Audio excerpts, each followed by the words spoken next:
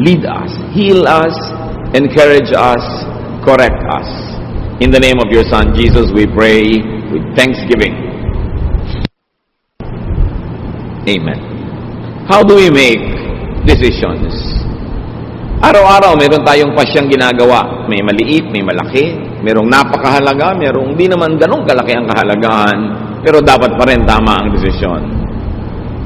When we make decisions, first of all, get guidance from the written scriptures. Meaning the Bible. Salamat na lang, napakamahalagang general teachings and sometimes even specific teachings are in the Bible. Knowledge that comes from the Bible save us from ruin, from grave mistakes, and even push us to greater accomplishment.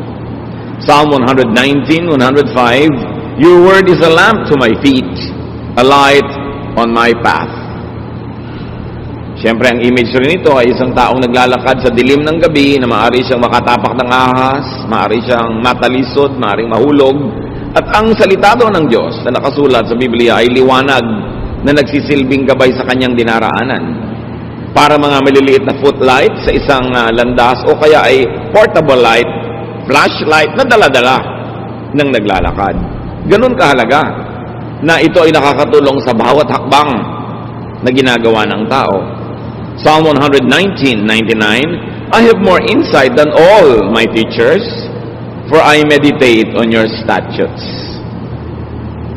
Nadadaig pa daw ng estudyante ang guro kung lagi niyang pinagbubulay-bulayan ang mga kautusan ng Diyos. So when you say scriptures, of course, you mean the Old Testament and even the New Testament that has been passed on to us. Especially, very powerfully, the teachings of Jesus Himself. Matthew 13:54, coming to His hometown, He, meaning Jesus, began teaching the people in their synagogue. And they were amazed. Where did this man get this wisdom? They asked. So nakakita sila, nakarinig sa Panginoong Jesus ng mga bagong anggulo ng katuruan, mga bagong husay, bagong galing, bagong kaliwanagan na hindi nila nakita, nadinig sa mga dati na nilang mga guro.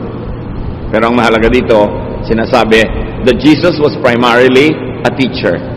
Kaya ang tawag sa kanya, Rabbi. So dapat siya ang ating number 1 na guro, pamantayan. Sinusukat natin yung mga nadidinig natin at nalalaman sa Old Testament, maging sa New Testament, sa pamantayan ng greatest teacher, the Lord Jesus Christ. So we get guidance from the written word. Dapat dala-dala mo ang Biblia mo, sa ulado mo, nasa computer mo, at para nananariwa sa iyong alaala ang mga principles, teachings, commands, promises, and the stories in the Bible, models of whom we should follow, models that we should not follow. At pagbuo ang ating pagkakaunawa dito, malaki na ang pagkakataon na tama ang magiging desisyon natin. Alam natin kung sinong hindi dapat tularan, sinong dapat tularan. Alam natin kung ano ang mga pamantayan na ibinigay sa atin. Napakahalaga nung nakasulat. At dahil nakasulat, hindi na napapalitan, kaya hindi pa bago-bago. Pwedeng asahan. Bukod dyan, you get guidance from the spiritual scriptures. Bansag ko lang yon na spiritual scripture. Ibig sabihin, yung salita ng Diyos, utos ng Diyos na hindi nakasulat. Like revelation by the Spirit. Guidance, ideas in the realm of thought. Pwede ka magbukas ng pahina ng Biblia para humanap ng guidance.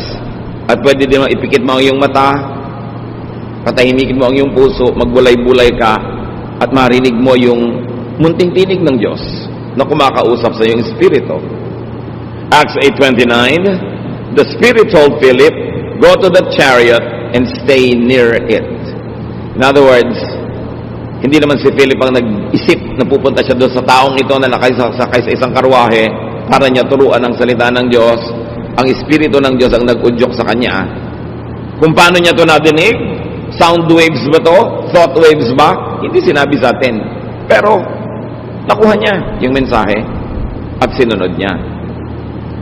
So, these so-called spiritual scriptures are not written, but they could be given in conscious thought.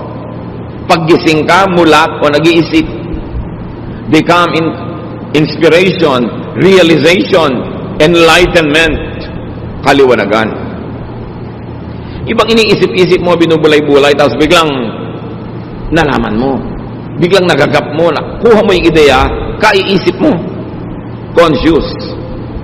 Acts 13:4, the two of them, sent on their way by the Holy Spirit, went down to Seleucia and sailed from there to Cyprus.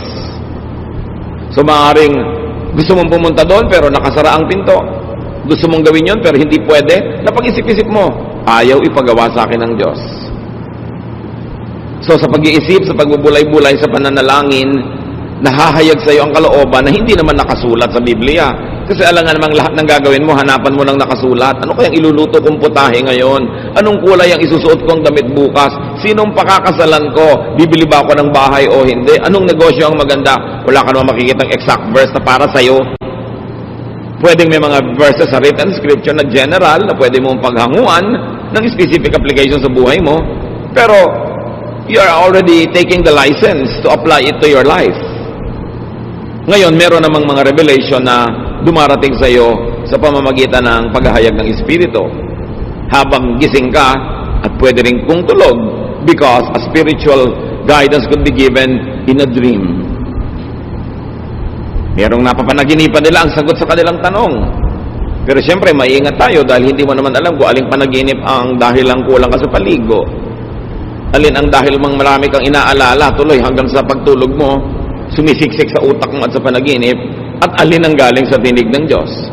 Pero, yes, napakaraming instances na ginamit ng Diyos ang panaginip sa pagbibigay ng guidance sa mga tao. Acts 11:12, the Spirit told me, Peter speaking, to have no hesitation about going with them.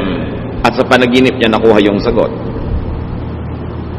Kasama siyempre sa spiritual scriptures ang discernment, pakiramdam. Yung wala kang basihan na conscious, na intellectual reason, pero nararamdaman mo. So may pakiramdam, kaya dapat ang tao marunong makiramdam. How else do you make decisions? Get guidance from what we call the practical scriptures. Meaning, practice, action. What happens? Yung mga nagaganap. Tuwing aalis ka, lagi nalang umuulan, parang ayaw kang paalisin, makakaramdam ka. Tuwing meron kang gustong gawin, parang may humahadlang sa'yo, kailangan lamang maisip mo, sino bang humahadlang sa akin? Ang Diyos ba o si Satanas?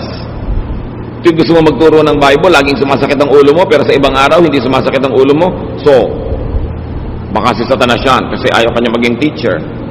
O baka may life habit ka na tuwing oras ng pagba-Bible study, doon ka talaga sumasakit ang ulo dahil may iniinom ka palang gamot o meron ka palang kulang sa tulog the day before. You've got to look at all those. Yung practical reasons, spiritual reasons, and scriptural reasons, titimplahin mo ngayon para makagawa ka ng desisyon.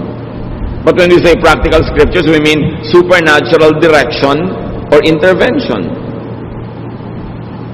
Yung malinaw na yung nagaganap sa paligid mo in practice, in action, ayun ang kalooban ng Diyos para sa iyo. 1 Kings 17:2-4. Then the word of the Lord came to Elijah. Leave here, turn eastward, and hide in the Kerith ravine, east of the Jordan. You will drink from the brook, and I have directed the ravens to supply you with food there. So, paano naman nadinig ni Elijah yung boses? Hindi sinabi sa atin kung voice waves o thought waves. Pero ang mahalaga, mayroong supernatural intervention. Tagtuyot, pero doon may bukal na may lumalabas na tubig. So, malalaman nung, dito nga ako gustong patirahin ng Diyos ngayon kasi may tubig. Tapos, wala namang pagkain doon, nasa gitna ng kawalan. Pero may mga uwak, mga ibong mandaragit, magnanakaw ng mga pagkain ng may pagkain, hindi ang dagit-dagit nila. Pero itong mga ito ang nagsusupply kay Elijah ng pagkain. Dumadating sila, may dadalang pagkain. Can you imagine itong ibon, hindi niya kinakain yung pagkain. Nandun na sa kanyang tuka. At iiwan pa niya para sa propeta. So alam mo, this is a supernatural intervention. Dahil hindi naman natural na nangyayari ang ganitong mga bagay. So clear, ito ang gusto ng Diyos.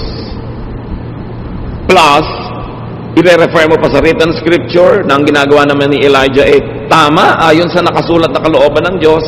Therefore, you can assume that what is happening is really God's will. Then where else do we get guidance? We get guidance from the common scriptures. Yung mga karaniwan, hindi himala, hindi revelation, hindi panaginip, hindi nakasulat sa Bible, what we call natural scripture. Like knowledge. May knowledge ka naman eh. Sabihin, Pastor, ano po bang gagawin ko? A, B, o C? Isipin mo, mag-isip ka sa palagi mo, anong pinakamabuting gawin? Nung inisip-isip ko po, B. Di yun ang gawin mo, kaya ka nga may isip. Lalong-lalo kung hindi mo mahanapan ng scripture na ilalapat, na written scripture. Hindi ka pinapapanaginip, walang spiritual scripture. Wala ring practical scripture kasi hindi naman nanghihimasok ang Diyos sa mga nangyayari sa buhay mo araw-araw para malaman mo talaga kung sa Kanya gusto pumunta. So anong gagamitin mo? Mag-iisip ka. Use knowledge, common sense, and also your conscience. How does it feel sa espiritu mo at sa puso? Dahil lahat ng yan ay galing din sa Diyos. Yung knowledge, common sense, conscience, galing sa Diyos. Pero, pwede rin niyang mabaluktot, madaya ng ating kaaway na spiritual. Kaya hindi lang basta konsyensya ang pinapakinggan, ito ba'y konsyensyang nakababad sa salita ng Diyos? Konsyensyang masunurin sa kalooban ng Diyos? Therefore, ito'y konsyensyang magiging sensitibo sa mali at sa tama. Kasi hindi siya gasgas. Hindi siya puro kalyo na wala nang maramdaman. Kasi may mga konsyensyang wala nang maramdaman. Hindi ibig sabihin walang dapat maramdaman, kundi nawalan na ng pakiramdam. Dahil hindi pinapakinggan yung konsyensya. Pero yes, kasama pa rin yan sa pagtimpla natin ng desisyon. How does it feel? What do you think of it? What does the Bible say? Ano ang nakikita mong mga nangyayari sa paligid? Pinagsasama-sama. Pero, meron talagang salita ang Diyos na hindi nakasulat sa papel, sa computer, hindi nakauka sa bato, nasa puso ng tao. Kaya kasama ang puso sa pagtitimbang ng mga bagay-bagay. Romans 2:15, this proves that a conscience is like a law written in the human heart. And it will show whether we are forgiven or condemned. So yung daw budhi, yung bait, yung konsyensya, ay tulad din ng batas ng Diyos na sa puso naman isinulat. So kasama rin yon. Ano ang sinasabi ng aking puso? Ano ang sinasabi ng nakasulat na verses? Ano ang sinasabi ng mga pangyayari sa paligid? Ano ang sinasabi ng aking mga panaginip? Ano ang sinasabi ng karunungan ng mga tao na kapaligid sa akin, lalo na mga makadiyos na tagapayo? Pinaglalakip-lakip natin yan bago tayo gumawa ng mahalagang desisyon. Get guidance from common sense, from knowledge, from experience. Dahil yan ay pagpapala din sa atin ng Diyos. Halimbawa, ang mga Hudyo, ang mga unang naging Kristiyano, hindi naging malinaw sa kanila agad-agad. Kung ang mga kaugalian nila at katuruan ng pagka-Hudyo ay itutuloy pa nila ngayong sila'y Kristiyano na. Pero may mga ibang uri pa ng tao na naging Kristiyano, mga Hentil, Gentiles, non-Jews. In other words, yung cultural baggage ng mga Jew, hindi cultural baggage ng mga Gentile. Halimbawa, Jewish men, Jewish boys always had to be circumcised. Gentile boys were not required. Jewish people were required to eat this and not to eat these types of food. The Gentile people were required by other dietary traditions. May ibang kaugalian at may ibang mga kinasanayan ng mga Jews at Gentiles. Eto ngayon, paano nung naging Christian na ang mga Gentile? Automatically, yung mga Jews na naging Christian, itinutuloy pa nila yung traditions nila kasi Jews sila. Pero yun bang Gentile na naging Christian, pasusunod rin din nila sa mga batas na nakasulat sa scriptures ng mga Jew, lalo't Old Testament. Meron ng New, the Lord Jesus Christ. Pinagtalo-talunan yan ng mga theologians at napagkasundo nila ito. Acts 15:10. Now then, why do you try to test God? By putting on the necks of Gentiles a yoke that neither we nor our ancestors have been able to bear. So sabi nitong matalinong tao, bakit natin gagalitin ng Diyos? Susubukin ang Diyos. Sa pamamagitan ng paggigiit natin, pagpipilit, na yung mga napakahihirap natin mga batas at tradisyon na tayo nga hindi natin masunod at hindi rin nasunod ng mga ninuno natin, ipapamana natin at ililipat at pipilitin pang sundin ng mga Gentiles na naging Christian. Hindi pa ba sapat na maging Christian na lang sila? Huwag na silang gawing Hudyo. At ang napagkasundoan, yes, huwag na nga, maliban na lang sa tatlong mga bagay na ito, at binanggit nila yon. Pero ang kahulugan ng napaka-importante, ginawa nilang user-friendly ang Christianity to the Gentiles. Yung mga hirap na pagsunod sa mga batas ng pagiging Hudyo, di na nila iginiit na sundin din ng mga Gentiles. In other words, sa pagtuturo nila sa mga Gentile Christians, may mga nakasulat sa written scripture sa Old Testament na nasa tradisyon nila na hindi na nila ipinilit pa na sundin din ng mga Gentiles. So what do we see the new church in Jerusalem doing? They discarded what was outdated, irrelevant, and undoable to the Gentile. So pwede ka na maging Christian na hindi ka nagpapacircumcise.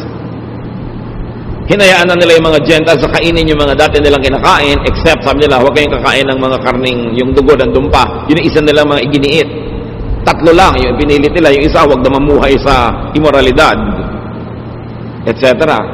Pero, kung tutusin, by very strict Jewish standards, binibreak nila ang Old Testament, di ba? Dahil hindi na nila ipinapasunod sa mga Gentile believers, pero pinagana nila ang utak nila, ang practical teaching, common sense, tinignan nila yung convenience ng mga mananampalatayang Gentile at nagpasya silang, oo nga, tayo na lang mga Jewish Christians ang magpatuloy ng Jewish traditions while we are Christians. But the Gentiles need not become Jews just so that they could be saved.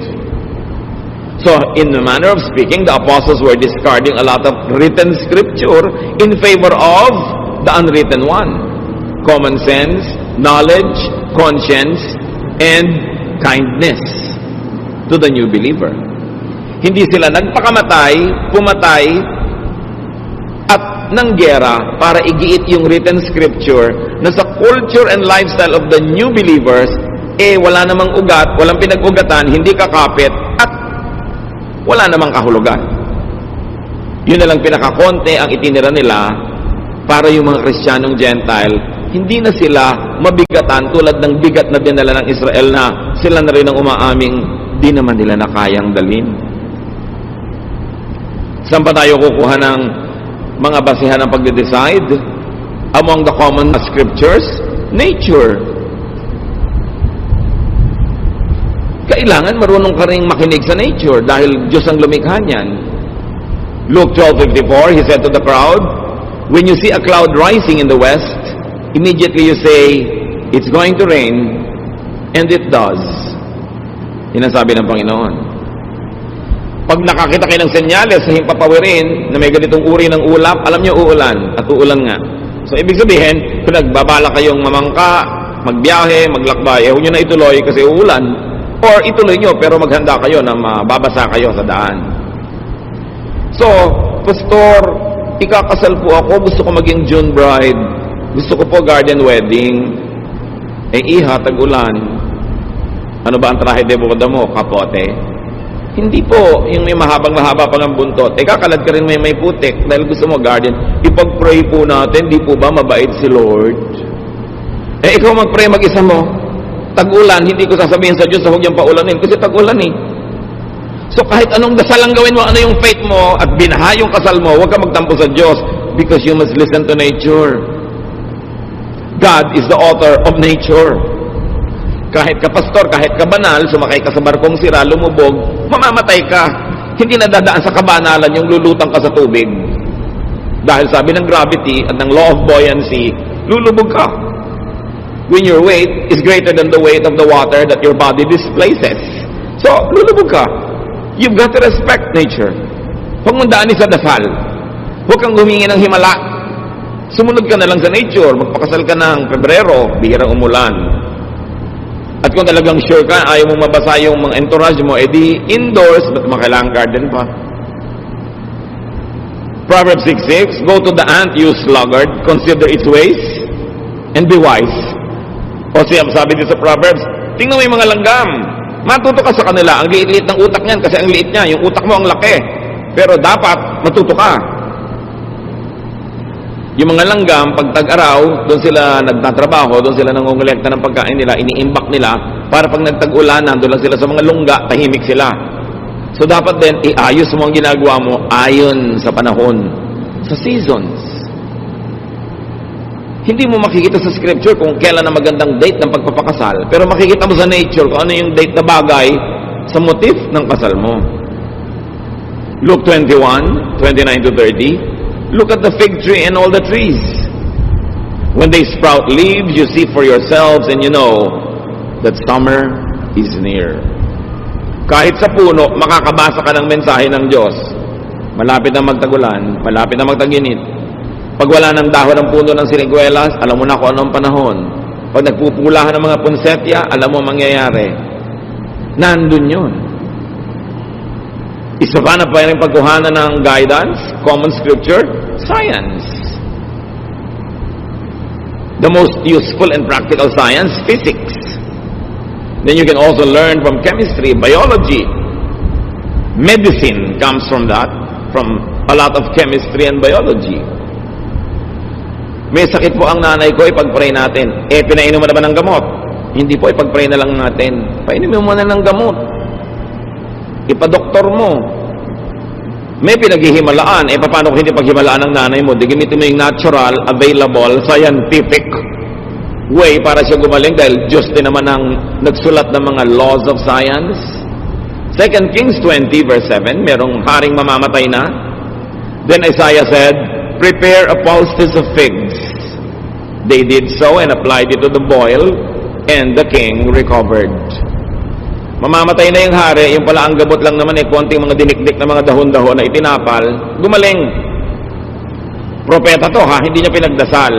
Pinagdikdik niya ng dahon because alam din niya yung science of medicine. So kasama sa pagde-decide yun. Ipapagamot po ba namin ang nanay namin o ipapapray? Di gawin ko pareho.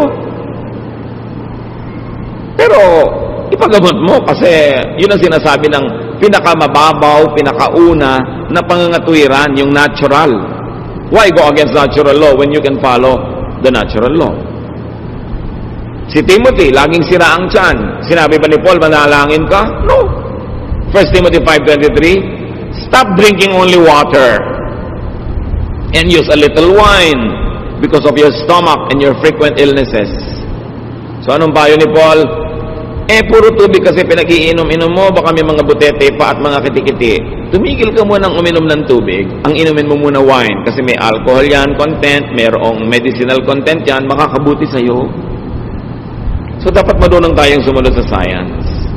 Another common scripture that you can ask you to help make you a decision is your heritage.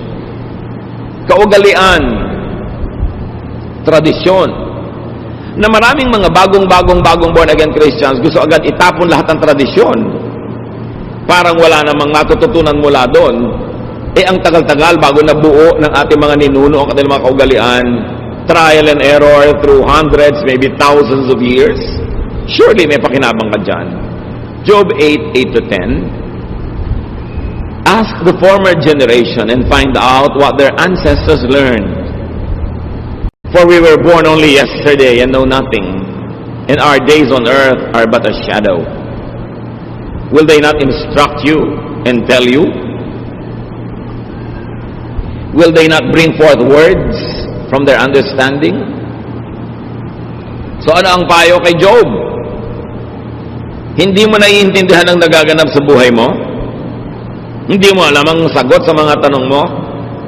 Ba't di mo tanongin ang yung mga ninuno? Para malaman mo. Kung ano yung nalaman na nila nun pa at alam na nila, para huwag ka nang mapagod na mag-aral pa ngayon. Papunta ka pa lang, pabalik na sila. At yun ang halaga ng payo ng matatanda. 20 anyos ka, may kausap kang 80 anyos, imagine, 4 times na buhay mo na yung naibuhay niya. Surely may maituturo siya sa'yo. Kailangan pahalagahan mo yon. Sabi niya, pag tinanong nyo ba yung mga ninuno nyo, hindi ba sasagutin kayo? Paano ka naman po tatanungin namatay na? Yun nga di, alalahanin mo ang kanilang mga kasabihan, ang kanilang mga kawikaan na binuo nila dahil observant sila sa laws of God, laws of nature, the laws of conscience, the laws of society. Nakabuo sila ng mga kasabihan. Pag sinabing putik din lang at putik, tawirin at nang malapit. Ano yon? Huwag ka na magpa-arte-arte, dumiretso ka na ng madali at matapos. Pag sinabing ang naglalakad ng matulin, kung matinik tayo malalim, hindi na maintindihan ng mga tao ngayon kasi lagi silang naka-sapatos o tsinelas. Pero nung araw, nakayapa ka mga tao, mas mabilis ka maglakad. Pag nakatapa ka ng tinik, mas malalim ang baon. Kaya sabi, pag naglalakad ng marahan, kung matinik ay mababaw, ibig sabihin kung dahan-dahan ka, hindi ka pa dalos-dalos, magkamali ka man, konti lang. Bakit nakakalimutan natin yung mga proverbs, mga kawikaan, mga salawikain? Ang tagal-tagal bago yun nabuo ng mga ninuno natin. Kaya mahalaga, may connection ka sa past. Nakikinig ka sa matatanda. Pagka ayaw ng lola mo sa nanliligaw sa'yo, 99% tama ang lola mo.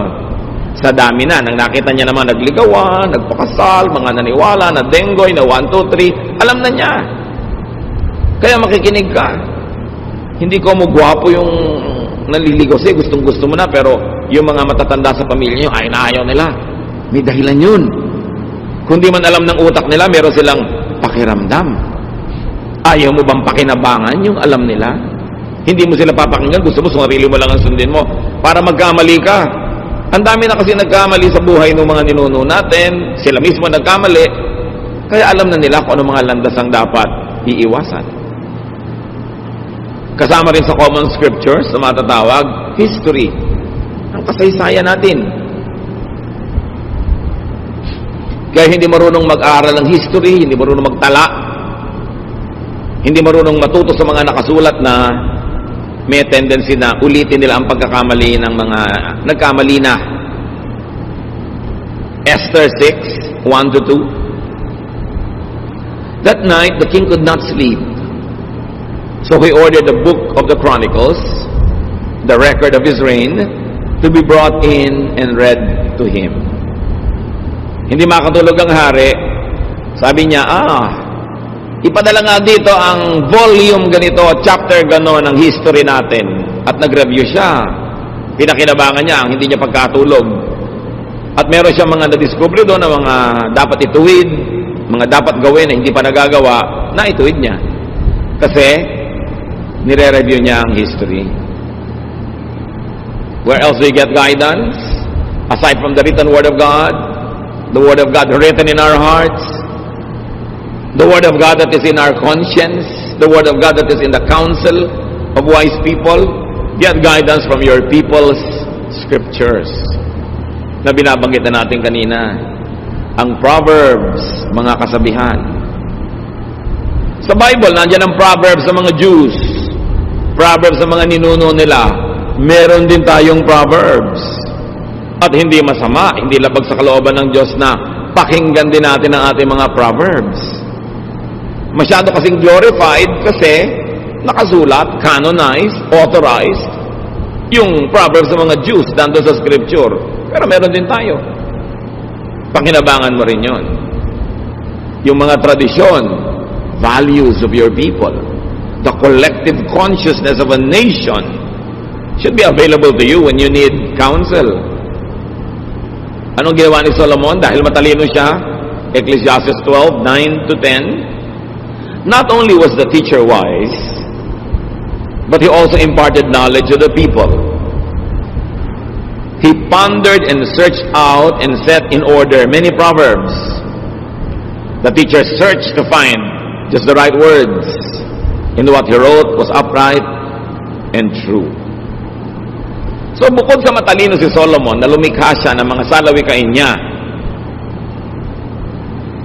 sinaliksik niya ang mga salawikain ng kanyang bayan. Kinolekta niya ang mga kasabihan ng matatalinong tao, ng mga matatalinong matatanda sa kanyang bansa. At nire-write, inedit, inayos. At yun ngayon ang nababasa natin na Book of Proverbs. Kasi kinolekta niya. Kayo, kinukolekta niyo ba mga sinasabi ng lola niyo? O pinagtatawanan niyo? Kung galing kayo sa mga bayan-bayan, kung saan-saang sulok ng bansa, kinokolekta nyo ba yung mga kasabihan ng matatanda? Kasi maraming matatanda, sumasakabilang buhay na, pag inilibing sila, kasama sa libingan, ang kanilang mga kasabihan, kung hindi nyo na naisulat, wala nang makakaalam. Daang taon, libong taon bago na-develop yung mga ideas na yon. Alam nyo yung latik na inilalagay sa suman at sa bibingka, yung napakasarap na mga butil-butil na mga inilalagay sa ibabaw ng kakanin. Siguro sa isang dakot na latik, kailangan mo mga 10 nyog para mo gatain. At yung gata, lulutuin mo, ang matitira lang, yung latik na yon. Ganun ang mga kasabihan. Sa konting kasabihan, ang daming karunungan, pag-iisip, pagbubulay-bulay, trial and error ang nasangkot bago nabuo ang mga kasabihan. Tapos mawawala lang dahil namatay yung matatanda. Dapat ingatan. Dapat buuin. Your people's scriptures include living treasures, our elders. Makinig ka sa magulang, sa lola, sa mga tiya. Kahit ayaw mo nung sinasabi nila, pakinggan mo, pag-isipan mo, dahil lalo't kamag-anak ka nila, mahal ka nila sa buhay, magpapayo ba sa'yo yan ang ikasasama mo? Alam nga naman sabi ng matatanda sa meeting, halika, payuhan natin yung pamangkin natin ng ikasasama ng buhay niya para magkawasak-wasak siya. Meron kayang ganun? Dapat mo pakinggan. Proverbs 1:8-9, Listen, my son, to your father's instruction, and do not forsake your mother's teaching. They are a garland to grace your head and a chain to adorn your neck. So ang imagery dito, mga athletes na nananalo sa mga timpalak, mga manunulak, mga namamalagtas, mga tumatakbo, mga kumakarera, na kung nanalo, binibigyan ng bulaklak, inilalagay sa kanilang ulo, o mga dahon-dahon, tulad na nasa ulo ng mga makata, o mga bulaklak, o mga medalyang isinasabi sa kanilang leeg. Sabi dito, yan ang halaga ng payo ng magulang.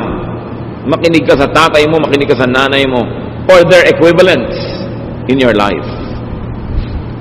Kasi makakatulong yan sa buhay mo. So, ilan na ang pagmumulan ng ating karunungan para matimpla natin kung anong gagawin natin sa buhay? The written scriptures, the spiritual scriptures, that's in your heart, your conscience, your knowledge, natural knowledge, sciences, discernment, mga kasabihan, ipapanalangin mo pa, tapos may gagawin ka pa.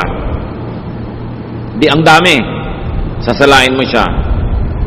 Para yung makakalampas lang sa salaan, ang pahalagahan mo. Sa dinami-rami ng written words, sa dinami-rami ng spiritual guidance, mga nangyayari sa paligid, filter everything with Solomon's teachings on meaninglessness. Kung merong salaan ng Old Testament, kung saan mo dapat salain ang mga katuruan, at doon mo sukatin kung mabuti sa iyo, makakasama ba sa iyo, pumunta ka doon sa nagsulat na pinakamatalino sa lahat, si Solomon. So Solomon should be a standard. So sabi ng nanay ko, sabi ng konsyensya ko, sabi ng paligid, sabi ng scripture, sabi ng Old Testament, sabi ng ganitong epistle, sabi ng panahon, sabi ng weather, sabi ng science, ano ngayon ang sabi ni Solomon? Susukatin mo doon. Ecclesiastes 2:16, For the wise, like the fool, will not be long remembered. The days have already come when both have been forgotten. Like the fool, the wise too must die. So nagkakamatayan din lahat ng tao, matalino't hindi. So sabi ni Solomon, anong mahalaga sa buhay? Ecclesiastes 3:12, I know that the best thing we can do is to always enjoy life.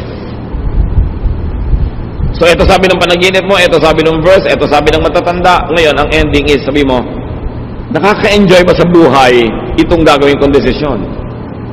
Kasi sabi ni Solomon na pinagkalooban ng Diyos ang pinakamataas na talino, dapat enjoy ka. Nagpakabayani ka, nagtanim ka, hindi ka nagtanim, nagpakatalino ka, hindi ka nagpakatalino, mamamatay di kayo lahat. Sabi ni Solomon, pare-pareho lang kayo mabubulok. Therefore, pahalagahan mo ang buhay. Dapat mahalaga bawat sandali, mahalaga bawat yugto, at dapat nag-enjoy ka sa ginagawa mo. Okay, tutulong ka kay ABC. Sino naman ang pinaka-enjoy ka? Si B. Eh, di nang tulungan mo kasi hindi man pwedeng tulungan lahat sabay-sabay. So, kasali ka rin. Dapat meron ka enjoyment. So, itatanong mo sa buhay mo, enjoyable ba? Okay. Balik tayo kay June Bride. December pa lang, pinaplano niya yung June wedding. Pero tag-ulan, tag-bagyo. Itatanong mo na sa sarili mo, mag-i-enjoy ba ako mula Enero hanggang Mayo na isip kung baka bumagyo sa wedding day ko? Anong obvious answer? Hindi ka mag-i-enjoy kasi mag-aalala ka. Therefore, wag na lang June. Nakakuha ka ng payo. Sinala mo kay Solomon. Okay, ang gwapo-gwapo nito nanliligaw sa akin pero ubod ng tamad. Pero pag niyayakap niya ako, nakakalimutan ko na ang lahat. Pero ang point, mag-enjoy ka ba nakasama mo buong buhay ang batugan na yan? Gaano katagal mo at kadalas mo gustong mayakap ka maghapon? Kung maalinsangan, maiinis ka rin yan. Mag-enjoy ka ba? Saan naisip mo yun? May mga magtatanong, saang church po kaya ako mag-a-attend? Sa very conservative, sa hindi conservative, sa gitna. Saan ka mag-enjoy? Ano bang pagkatao mo? Gusto mo ba yung masayang tugtog o yung mabagal na tugtog? Gusto mo ba yung kada kibot ng buhay mo, kinokontrol ka ng leader o binibigyan ka ng laya? Alin ba? Saan ka? Saan ka mag-enjoy? Kasi pare-pareho naman Bible yung pinagbabasihan ng turo. Pare-pareho rin kaligtasan dahil sa dugo ni Jesus. Saan ka enjoy? Dapat kasama yun sa decision. At hindi lang yun, dalawa ang filter. So enjoy ka na. Kala mo pwede ka namang gumawa ng ganong decision. May isa pang salaan. Filter everything that's left with Jesus' new commandment on love. Nakakalito ang daming commandment. 10 commandments, 613 misvots or additional commandments and regulations in the Old Testament. So 623 na yon. Nagdagdag pa yung mga disciples at mga apostles. May mga apostle pa na yung ayaw makinig sa kanila. Gusto nila paulanan ng apoy, etc. etc. So, sisalain mo ulit. John 13, 34-35. But I am giving you a new command. You must love each other just as I have loved you. So, isinet aside ng Panginoong Hesus ang lahat ng commands. 10 commandments, 613 laws and misvots, traditions, regulations. At sabi niya, ito ang kaisa-isang command na iiwan ko sa inyo. Love. Love each other. People will know that you are my disciples if you are loving. So ngayon, may decision ka na. O sige na nga, December na lang ako magpapakasal. May pangalawa pang tanong, is it loving? Magiging mabuti ka ba sa pakakasalan mo? Makakasagabal ba yung wedding mo sa kanilang Christmas traditions ng lahi nila? Mabuti ba na gawin yun sa ganung panahon? Magiging maibigin ka ba to everyone involved? Pag sabi mong yes, it will be very loving to them, then go ahead. Pero pag sabi mong teka, hindi, magiging malupit sa iba. Pinipilit ko lang, pero actually may magsasuffer. Then you know how to decide. So pag na-factor mo na lahat yung pinag-usapan natin, sasalain mo kay Solomon, is it enjoyable? At sasalain mo kay Jesus, is it loving? Is it considerate? Is it kind? Then you will know where to stand. John 9:14 to 16. The day when Jesus made the mud and healed the man was a Sabbath. So the people took the man to the Pharisees. They asked him how he was able to see, and he answered, Jesus made some mud and smeared it on his eyes. Then after I washed it off, I could see. Some of the Pharisees said, this man doesn't come from God. If he did, he would not break the law of the Sabbath. Others asked, how could someone who is a sinner work such a miracle? Since the Pharisees could not agree among themselves, etc., etc. Ano yung issue? May written law. Di ba doon tayo kukuha ng guidance sa written law? Written scripture? Walang magtatrabaho sa Sabat. Pero merong bulag. Ang tagal na niyang bulag, ayaw na ng Panginoong manatili pa siyang bulag kahit isang araw lang. Kaya nung kumonsulta sa kanya, Sabat, ipagpapabukas pa ba ng Panginoon? Hindi. Gumawa siya ng putik, tinapal niya sa mata, nakakita yung mata, kumalat ang balita, nagtrabaho si Jesus ay Sabat. He broke the law. He broke the written scripture. Pero bakit pwede gawin ni Jesus? Kasi ang nangibabaw yung bagong scripture niya, the commandment of love. Alam niyo ba na maraming relihiyosong tao malupit sa kapwa-tao, lalo sa kapwa-believer, kasi ang pinanghahawakan lang niya, written word. Sabi ng verse na ganito, batuhin ka namin. So babatuhin nila yung babaeng caught in adultery. Pero ipinabato ba ni Jesus? No. Essentially, na-break din yung law na nagsasabing batuhin ang babaeng nagko-commit ng adultery. So again, the law of Jesus prevailed over the written law. Kaya pwede ba namin patugtugin itong lalaking ito na may hikaw? Bakit? May verse ba na nagsasabi hindi pwedeng tumugtog ang lalaking may hikaw? Pero di po ba masagwa? Tsaka sign of slavery nung araw, bla bla bla bla bla bla. Pero teka, ano sinasabi ng law of Jesus dyan? Pipigilin ba natin siya? So may pumipigil, may hindi. Depende kung anong scripture ang pinangahawakan. Maybe scripture of church tradition against the scripture that is written, wala naman talaga nakasulat tungkol sa hikaw na yun. So, nagkakaiba-iba ng pagbasa. Pwede ko po bang payagan itong babaeng makasalanan na ito na umattend sa church? Teka, hindi ba sabi ni Jesus, I came to seek and save the lost? Lost nga yan, ba't ko pagbabawalan? Di ba, napasagwa naman para tayong konsentidor, pinapa-attend natin, blah, blah, blah, blah, blah, blah. Pwede bang sumali sa Lord's Supper ang isang makasalanan? Pagka hindi mo pinasali lahat ng makasalanan, sinong matitirang kakain dyan? Mga ipis.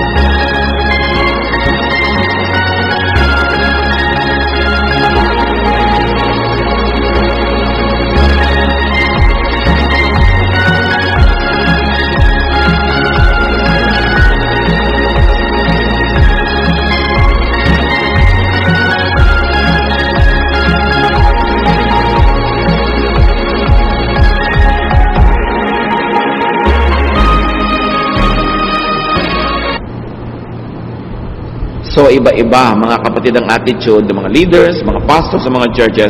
Kasi saan ba nakahawak? Doon lang ba sa written word?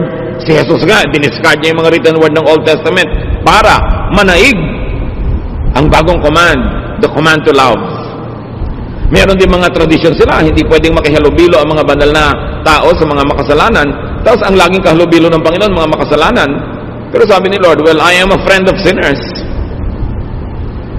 At ang tanong ng mga religious leaders, bakit yung boss nyo, friend of sinners? Di ba dapat umiwas siya sa mga yan? Pero yun ang talagang laging kasama ng Panginoon. Maraming law sila about fasting, but the Lord hardly fasted except on one very famous occasion, yung 40 days na sinasawag. Tapos nung kinriticize siya, sabi niya, well, nandito pa ang inyong Lord, so bakit kayo magpa-fast? Magpasa na kayo sa ibang panahon. Pag sobra ka naging technical, lagi ang pinanghawakan mo yung written verse, lalo't Old Testament pa yon, o kaya galing sa mga istriktong mga alagad ng Panginoon na mas istrikto pa kaysa kay Jesus, magiging istrikto ka rin. It's your choice. Pero, sasalain mo kay Solomon, enjoy ba yan? Okay, camp ng mga kabataan, bawal mag-shorts, tag-araw, enjoy ba yan? Ang init-init. Magsuswimming ang mga young people sa beach, dapat nakapantalon, tapos papatungan mo pa ng palda, tapos naka-long sleeve ka pa, at magkakapote ka pa, para walang makita ang bahagi ng katawan mo. Hindi sa bahay ka nalang maligo. So ang tanong, enjoy ba yan? Loving ba yan? Saan nakahawak ang verse? May hahawak ang verse yun, kaya pagpipilitan niya, pero doon ka lang ba talaga kumukuha? Samantalang si Jesus, si Solomon, nagsabi na mag-adjust kayo. Sinasabi, makinig kayo sa payo na inyong mga magulang. Lahat ba ng payo ng magulang nyo? Verse? Dahil kumukuha sila doon sa unwritten verse. Common sense. Experience. Tradisyon. Si Solomon, nangolekta ng mga salawikay ng mga matatanda. Yung mga salawikay ng bayan niya, galing sa bibig ng Diyos, written word ba yon? No. But it came from wisdom. And wisdom comes from God. Therefore, it becomes useful. So, you must contextualize. Hindi ko mo may verse, bulag mo nang i-apply sa buhay ng iba. Samantalang, yung sumulat at yung sinulatan, sila yung nag-uusap no, nakikibasa ka lang ngayon, ikaw ba yung kausap para i-apply mo agad sa buhay mo? Siyempre, pwedeng i-apply yan, generally speaking, kaya nga merong saysay at may halaga sa atin. Pero, kadita-detalyehan, kaliit-liitan ng sabi ni disciple na ganito, kay babaeng ganon, ikaw ba yung kausap? Kailangan ka bang sumangkot sa usapan na yon at yung buhay mo mawala ng enjoyment o mawala ng love? Kaya mahalaga sinasala kay Solomon at kay Jesus. Get what Scripture meant to and for the original recipients. Maraming utos sa Biblia, may kausap. Sabi ng Diyos kay Noah, gumawa ka ng sasakyang dagat. Siya ang kausap, hindi ikaw. May sinabi si Paul sa mga babae sa Corinth, di sundin nila, sila yung kausap. Pero ikaw ba yung babaeng tinutukoy niya? Ikaw ba yung pinagbebelo? Ikaw ba yung pinapagalitan niya? Eh kung hindi naman ikaw, ba't ka sasali sa usapan? So mahalaga. Pwede mo rin naman kunin yung ano ba yung universal, general teaching ng usapan nila na pwede ko i-apply sa buhay ko. But for you to apply every detail of what person A told person B in the Bible, you will end up being oppressed. Tulad din ng mga Hudyo na Kristiyano, sabi na, sige, huwag na nating pasunurin sa mga batas ng Hudyo yung mga Gentile na naging Christian. Sila mismo, yung sarili nilang batas, itinabi nila para tanggapin nila yung new reality that now the faith is no longer exclusive to Jews, but it also included Gentiles. So how do you solve that? You don't have to turn them into Jews. Laws had to be rewritten. Ganon din sa buhay natin bilang mga mananampalataya. Hindi laging dapat mong ikulong ang sarili mo doon lang sa sabi ng verse. Kasi maraming mga pagkakataon ngayon na hindi naman na-anticipate at hindi kasali sa naging usapan ng mga nasa verses. Kaya tayo may common sense, may loving sense, at mayroong sense of enjoyment of life. Put all of this together, pray about it, and you will be in a better position to make decisions. Ama namin sa langit, salamat dahil involved kayo sa buhay namin.